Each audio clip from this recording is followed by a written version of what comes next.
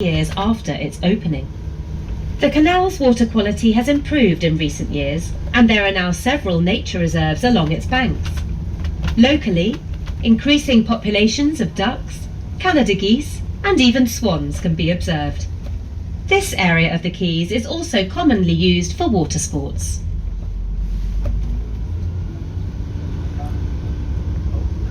This is all the way down there. Go left down the fast bit.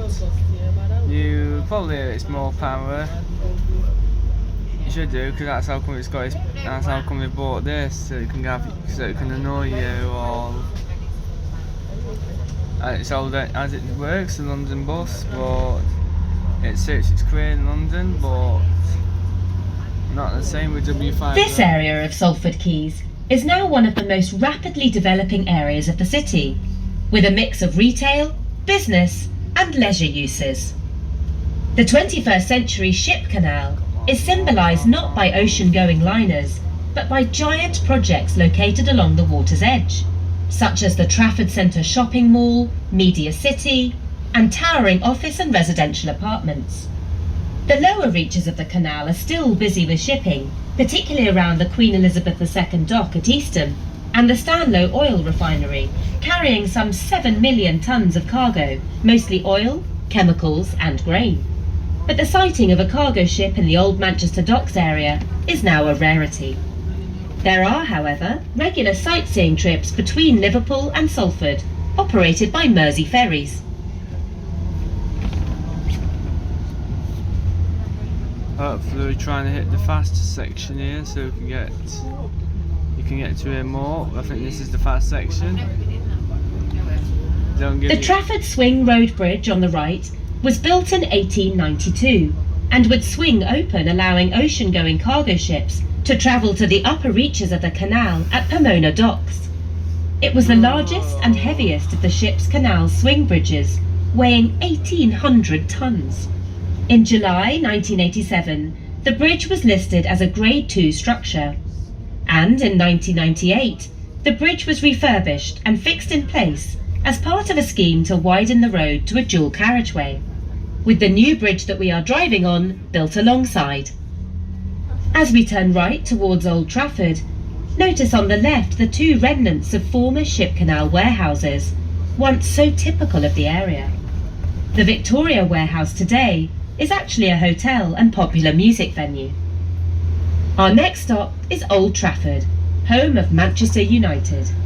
Here you can get off the bus and visit the free museum and gift shop, or you can go on a 90-minute stadium tour on non-match days.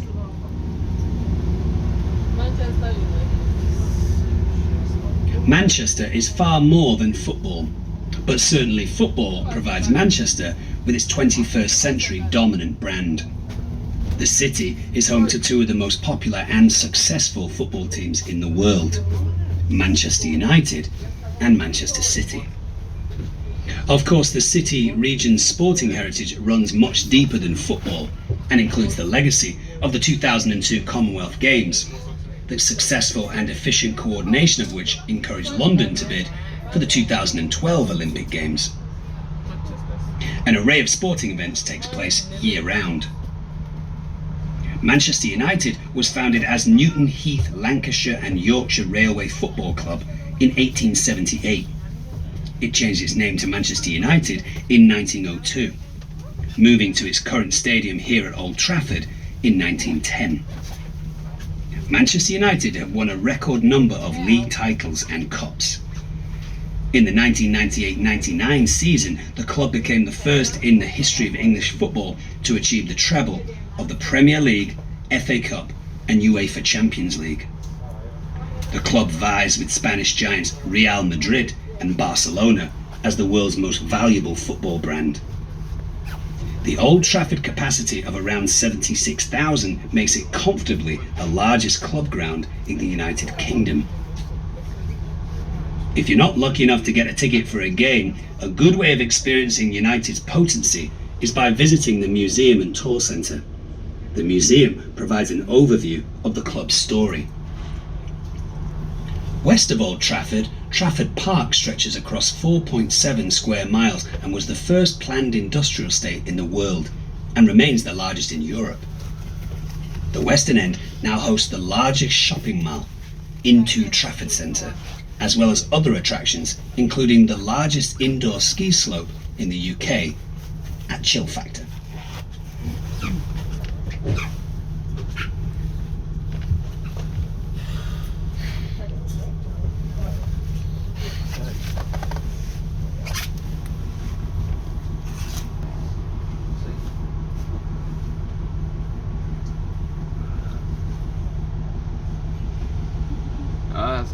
I think if you're as long you're watching this and then sat with your cup of tea, yeah, I try and make them both together, but one has to be part one, the other one has to be part two, because in our video wouldn't do nothing but my favour, but I'm going to try and edit one of the videos so it's not going into two.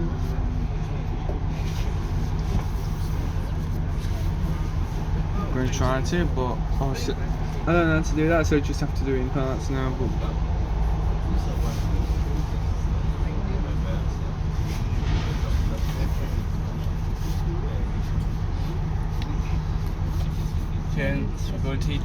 so basically, it's not very nice weather, so I don't know what you want to say about the weather. Unfortunately, it just looks horrible.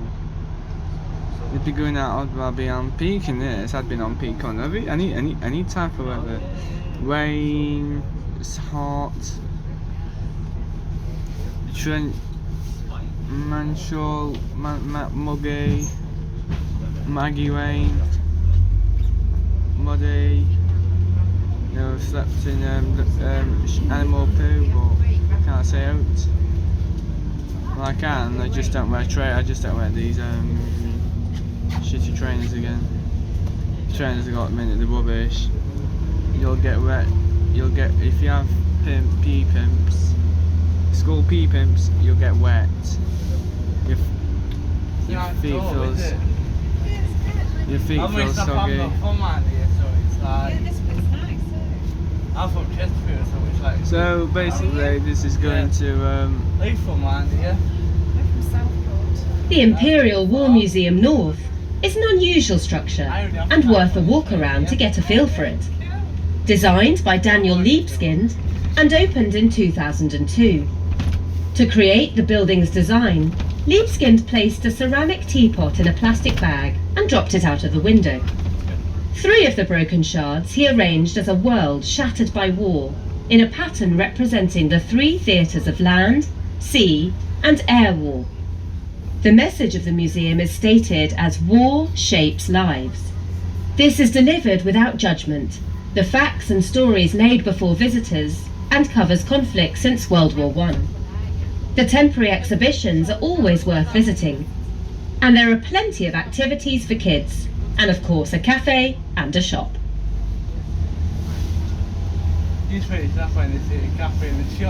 Coronation Street is a British TV institution.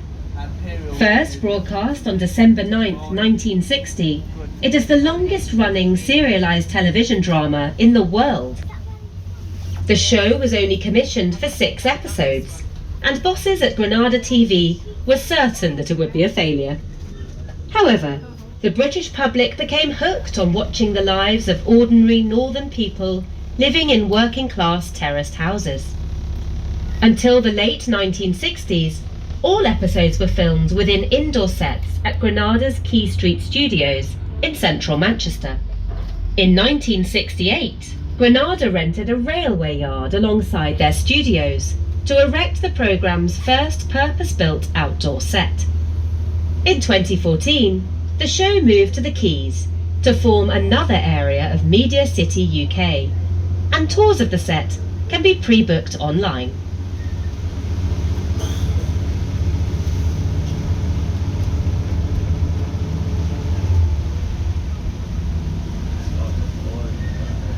Pouring, miserable weather can lead to a service ruin. As a result, you just check the weather forecast night before or even in the morning.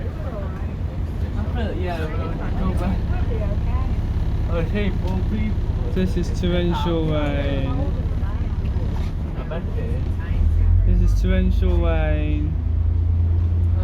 In other words, heavy. This is in other words heavy rain. Yes, you know you have to catch the tram there.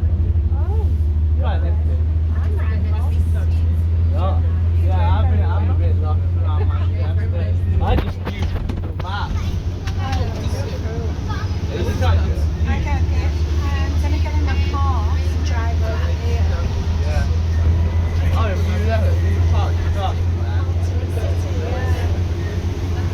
Are you going for a hotel? No, I'm driving here today. It's gonna be a long journey, that. Mine is still 5 drive. I'm not out for the train. I can't train because I don't have a car. But it's like quite a nice journey. It's nice because you know you only need one train journey. I'm only here for 2 nights. I'm going home tomorrow. It'll be a long, it's a decent train journey back. But not a long journey. Not like I've been on the train to London. That's long. I've been on the train for miles.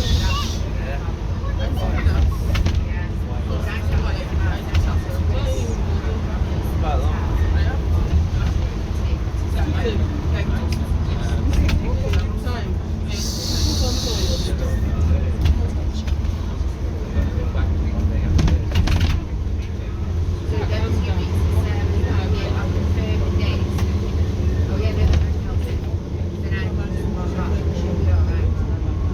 That pool's not far from here. You have to catch the train to that pool, you know. Oh yeah, I bet you enjoy it. I do go there so much. I try and go there once a year or twice a year. Yeah, so the illumination. Unfortunately, it's not nice. I go in the summer when I go. If I'm going to go, I'm going to go in the summer. I'm going to summer. Yeah, better weather than yesterday. Illumination time. It's really nice. I think I've been once. I've been when I was, I've gone when I was younger. Yeah, you should go there. I think they start in September when it's a bit darker in the evening. I'll try, but I've got to start back to school. I've start back to school in... School gets in the way, doesn't it? Yeah, it's annoying. No, sometimes I'm starting doing my GCSEs this year. I'm in year 10 now. So it's basically like I'm going to be doing my exams next year, but I'm going to start doing my GCSEs. I've got to get some support before then. Basically, I've got a disability, so it's like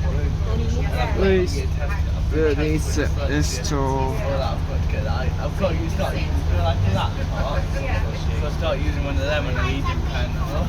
I've got to start using technology. Yeah, we all do. Oh, it's funny when I'm doing my exam. I go into college in September to do IT. I'm useless with technology. I'm not chose IT. It's just some of the stuff. It's some of the stuff that I've got to get. Look to the right. Have you spotted the white archways sat seemingly randomly between the main road and White City Retail Park?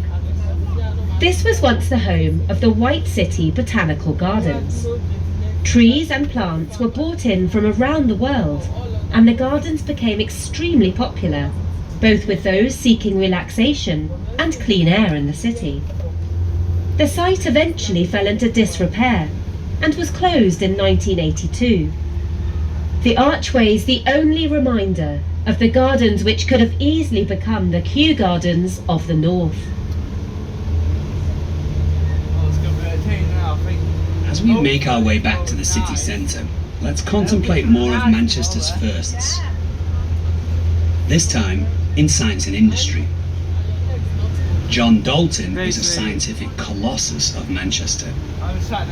His atomic theory, 1803, with its pioneering work on the constitution of elements, was the precursor of all modern chemistry, whilst his lectures on meteorology turned the study of weather into a science.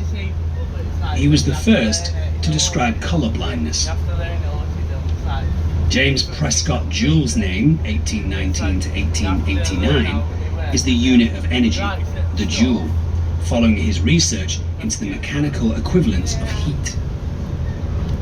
Ernest Rutherford, working at Manchester University, discovered the nucleus of atoms and later how to split them in 1919. His assistant was Hans Geiger of the Geiger counter fame. 12 weeks. 12 weeks. A life-size silicon bronze memorial of Alan Turing resides in Sackville Gardens, commemorating his achievements. Turing conceived modern computing and through helping to break the Enigma code played a vital part in the Allied victory over Nazi Germany in World War II. The first computer with a stored program and memory, nicknamed the Baby, was developed at Manchester University in 1948 by Professors Tom Kilburn and Fred Williams. The first child of in vitro fertilization, IVF, was Louise Brown, born in Oldham General Hospital.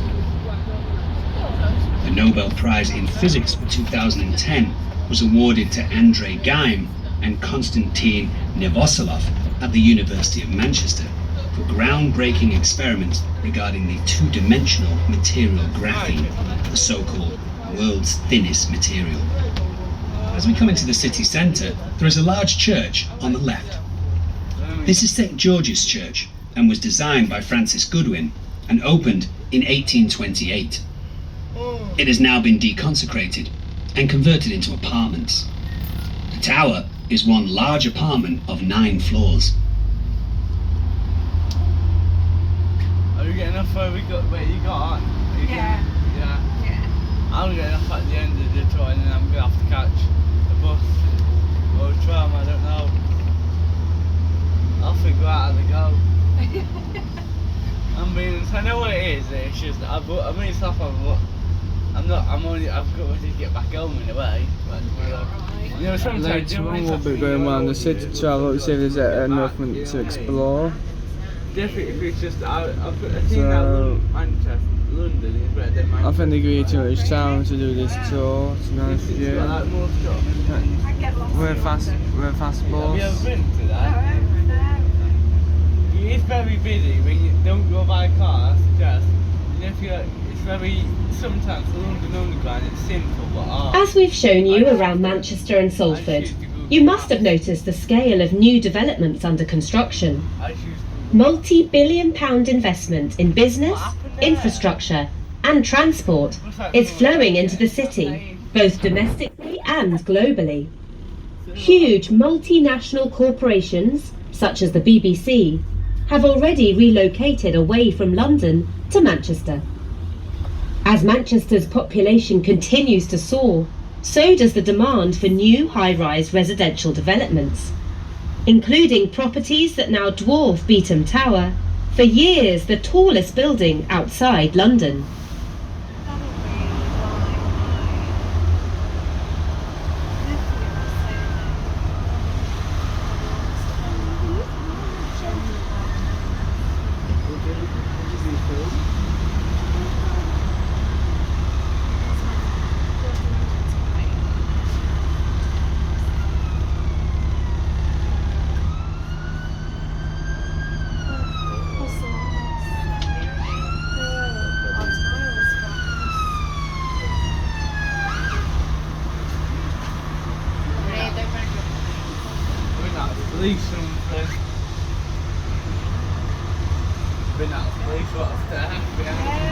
What have you done wrong? I know, people actually do that and I'm like, what the hell's wrong with you? You know what I mean? It's like, it's like annoying joke, alright? No, but... behind us. No, that's ambulance, no, but I get confused with police and ambulance. Yeah, it sounds so. Yeah, no, it's not what you're like, and you just say, you're like, oh, I don't know. Oh, he's begging.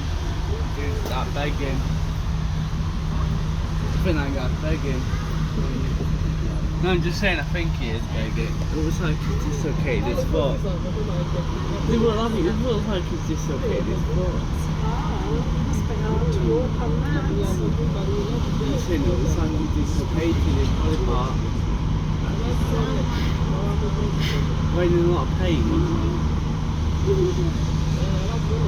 You might have a proper leg. You know what I mean? Trip himself up. No, it's not. No, I don't know if that's his feet. You know that other foot. I don't know if it's dislocated or that's a prosthetic. You know what I mean? I am a bit concerned. Looks like he's got. I think he might just have dislocated his leg. I think having a dislocation. We are now approaching Liverpool Road and the Science Museum stop, which heralds the entry into Castlefield. It is one of the strongest urban landscapes in the UK, a place where the Romans settled in Manchester and where the oldest industrial age canal meets the oldest passenger rail station in the world. On the other side of Liverpool Road is the basin of the Bridgewater Canal and the outdoor arena. This section opened in 1765, the first proper artificial navigation for industry in this country. The first building on the left here is the oldest and first passenger railway station in the world. This was the Manchester end of the Liverpool and Manchester Railway, which was opened in 1830. The immediate success of the railway meant it was copied across the country and then across the world. The station building is part of the Museum of Science and Industry, which is the next stop for this tour.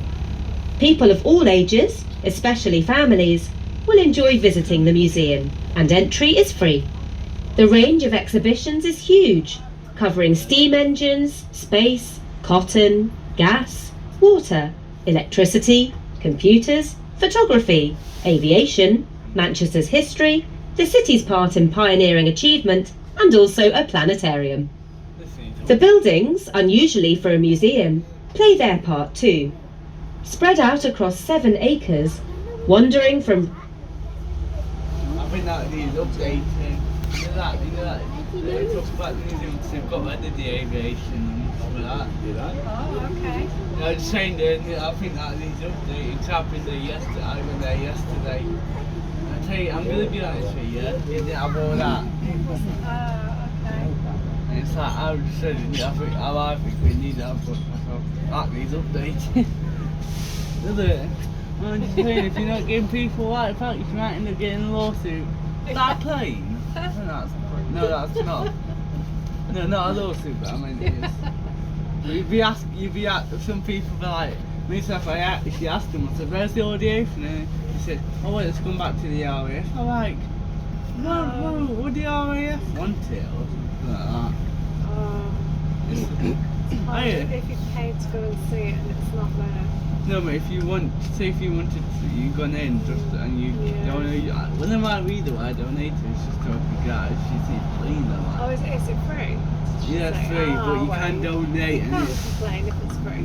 No, I said you can donate, it's like, they should really tell you, and you like picture, you don't have to put any pictures up, they should really tell you. Say, oh yeah, this. Oh, never mind. Yeah, I was a bit upset. Wandering from railways to aviation becomes an event in itself. There was some good stuff I like. On the right, going up Liverpool Road, there are reconstructed sections of Manchester's Roman fort. The Romans spotted Manchester's potential in 79 AD and recognised the strategic value of the rounded bluff over the confluence of the rivers Irwell and Medlock. They stayed for over 3 centuries. That's where the museum is, down that wall. And the route walls without echoes. I believe you actually Echo. maps to get there. Echoes. Echo. You know where you want to get places? You use Google Maps. Yeah. Also I use in my sat nav. Chester, Yorkshire, Yeah. Sometimes I use 5 Google Maps when I'm depots. walking mine. Chesterfield. My local area, I Holborn. don't need Google Maps, but say if I'm in like like places I've never been before. Barnsley, Ecclesfield. Wow, look at that. Barnsley is the place where the head office is at Barnsley. I could top of there, wouldn't it? I'd hate it up there. I'm scared of heights. Yeah, me too. Oh, look at the man Head in office the is window. Barnsley. I feel sorry for that guy. I'd have to parachute if they asked me to do With it. Walmarsh having no Would you ask them for- single deckers. Would you ask them for a parachute? Say if you like to go up there, would you ask them for a parachute? And if I did, I'd ask them for a parachute. Containing single deckers. Quite easy to have a heart attack. I would have You have to bring me in. Dominating everything is Beetham Tower by Manchester's Simpson Hoff architects. It is 47 stories tall, was completed in 2006 and cost £150 million, split between the Hilton and private apartments. At level 23 is Cloud 23, the viewing bar and top floor of the hotel. At 168 metres or 551 feet, Beetham Tower is easily the tallest building outside London. It delivers a stark, simple profile to the city, although its slender profile from east to west is dramatic. With a ratio of 1 to 10, it is one of the thinnest skyscrapers anywhere. The architect himself, Ian Simpson, lives on the top floor duplex that spans the whole building and includes an internal garden of lime, lemon and oak trees. I feel so good. I feel so for any gardener that has to go up there. I'm just saying I feel so for any gardener that has to do that job. I actually do feel sorry for them. Oh, going on the rage. I'm just saying that I think you feel sorry for I'm any allowed to on the gardener. video now. Can you just imagine Drivers going with up there cars like, and- oh, Bridgewater Hall opened in 1996 and was the first freestanding concert hall built in the UK since 1951. It's the home of Manchester's Halle Orchestra, one of the oldest permanent professional orchestras in the world. Manchester Central Convention Complex is an exhibition and conference centre converted from the former Manchester Central Railway Station. The station was the northern terminus for services to London and opened in July 1880. After 89 years as a railway terminus, it closed to passengers in May 1969. It was renovated as an exhibition centre and was opened by the Queen in 1982. It plays a successful and very important part in city life and is also host to conferences involving the main British political parties. The Midland Hotel was built in 1903 by Charles Trubshaw for the Midland Railway Company. On May 4th, 1904, Charles Rolls met local manufacturer Frederick Royce in the hotel. Together, they created the Rolls-Royce Motor Company. Inside Adam Reed's celebrated French restaurant, diners have included Winston Churchill and General Patton. The Beatles were once refused entry because they were dressed inappropriately. The Midland was where David Beckham dated Posh Spice or Victoria Adams when he played at Manchester United. Attention, we will shortly be travelling underneath an electric tram cable. For your safety, please stay seated. You know how many times I've read that too many times, I think. No, being honest, I think the end of this audit, at the end of this one, after I've been here, I'm going to hear that in my head and you're ringing in my head, I'm like... You'll be hearing it in your sleep tonight. I think, this stuff happened on this yesterday, so it's like, hey, this I think that's what kept me up this morning, last night.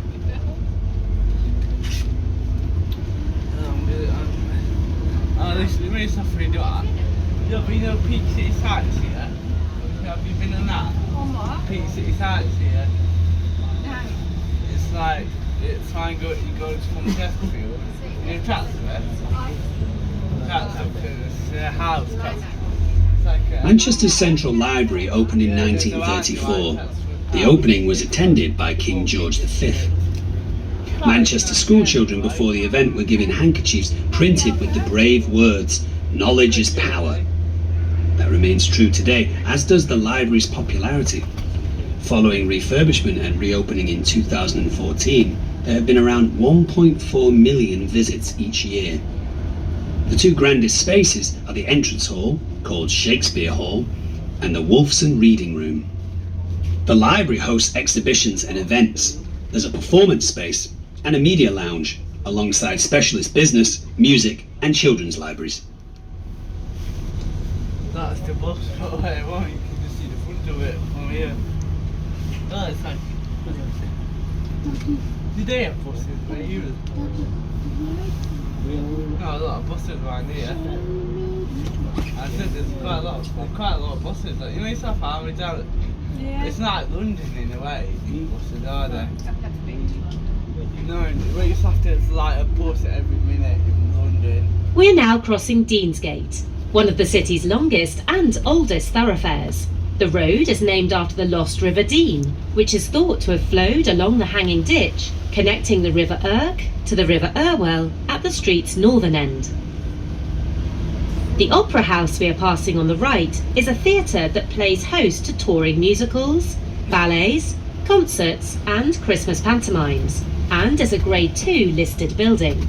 The theatre opened as the New Theatre in 1912, was renamed the New Queen's Theatre in 1915, and as the Opera House in 1920. It closed in 1979, and for 5 years was a bingo hall before the Palace Trust acquired it in 1984 and returned it to a theatre, reopening in 1990. I got like screw I can't be here. He knows where he's going. What? He knows where he's going, doesn't he? You should follow him. Yeah, but buses don't do that. I'm being honest, I would do that. I've done that. I'm being honest, I would do that. If there was traffic in this area before that, and then they'd be turning up on it. It's a tight turn. Oh, it's so tight. Go that way. That is so tight to get down. People should try. I think it's like. Yeah, look, they can't get out down there. It's so tight. Yeah, you can tell people to jump. So tight. Too tight. Too tight for a bus. Going also, I think of going down there is not so low. It's too tight. It's like the city centre. It's quite, you know, like small. Not small, but no, it's not very hard to get around. Oh, I don't know, I'm lost. I'm lost I already. wouldn't be able to get around. I'm not being honest. I'm not from where I do, so I'm like. Green building.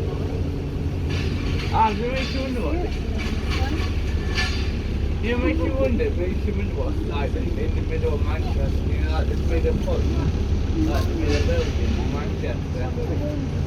Yeah. It does actually. I know.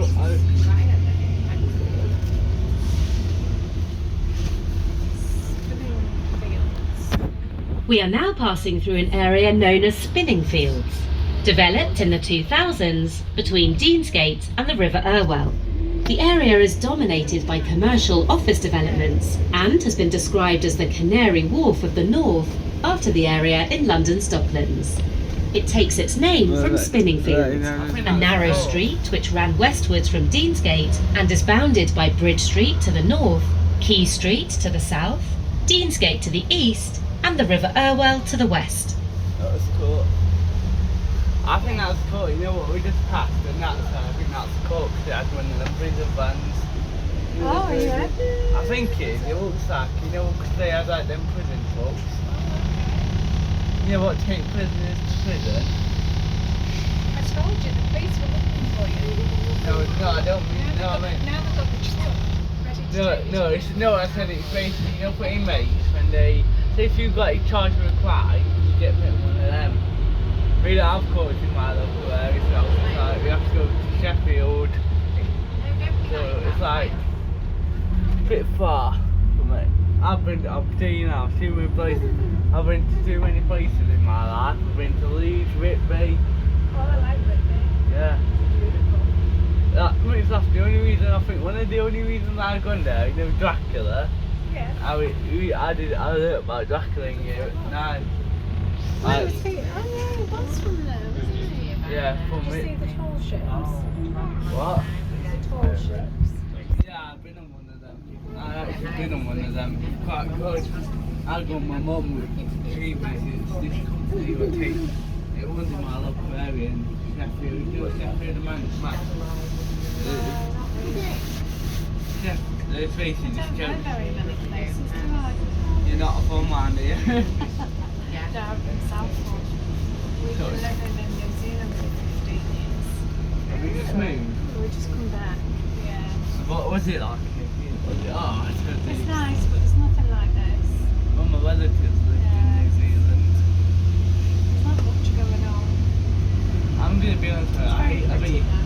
I bet you hated the earthquakes. Oh, they were a bit worrying. Did the earthquake ever nature me out there? Yeah. You just have to get on with it, not worry about it, don't think about it. Oh, We live near the ocean, so we're more like this house in Norway. I bet that was okay. But, yeah, you just got on with Yeah. life, do think I about bet it. people died when did everyone? We never got one where we lived, so we were lucky for the time we were there. It will happen, we just don't know when. I'm being honest with you, I don't know what's going to happen in the future, personally. I'm not a geographer, I'm studying history, so it's like, I don't know what's going to happen, being honest, I'm not really bothered. I think whatever Just live goes your on, life, yeah. live your life. Live your life, forget about it. The other questions do it. Oh, I'd hate to be in that thing. People actually do that for like a career. And I feel like sometimes I feel like, you know, when people chops off, you know you're stuck in your dead, you know what I mean? It's like if you decide to fall, you know you're dead. Yeah. I don't think you're going to bounce. You know what I mean? It's like, We are now travelling up John Dalton Street, named after the city's most famous chemist, physicist and meteorologist. He is best known for introducing the atomic theory into chemistry and for his research into colour blindness, which he had. Indeed, colour blindness is known as Daltonism in several languages, named after him. 400 MMCs, 69. I went there yesterday and I think I didn't listen at that point. But now these facts are coming in my head. I always make laugh when I get this. I think it's good for me. I bet you go for that 12-week course, are you? I bet it's going to be a bit of hard work for you, that 12-week course. Oh, it'll be fine. It'll be fun. You might end up having a laugh out of it. Yeah. It's only 12 weeks. It's not a month. I'll be finished by Christmas. Yeah, you would actually. Yeah. If you have actually, how old do you have to be? You know, like, what age are you allowed to do courses? Well, I'm 54 and I got mine and I got it for free. Kids in my life, right? We wouldn't be able to get a course. And I'm also going to do GCSE maths and I'm doing that for free. What are you doing GCSE maths? Same as you. Yeah, that's quite. You're older than me. You're older than me. Horribly old. Jesus. I do know, GCSE, you can't look into do GCSE again. I've Yeah. got 7, but not Oh. we're here again. I've got 7 GCSEs. We are now back at Manchester Town Hall, and your Manchester tour is complete. I'll see ya. Yeah, take care. Oh my. Yes, it is.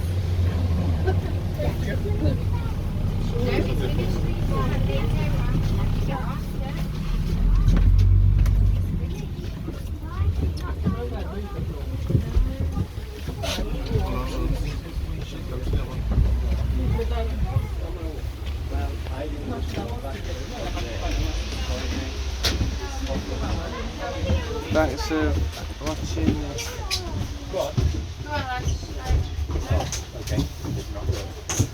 Not even talking. Go on, watch me again, Luke. Nick's so sick. That's the layout of the house.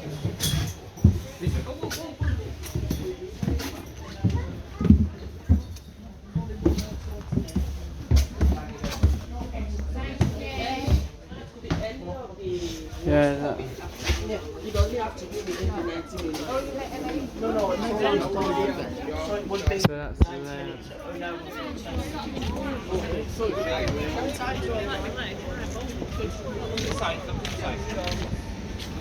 V145 MEV new to Stagecoach in London in 1999. Let's have a look at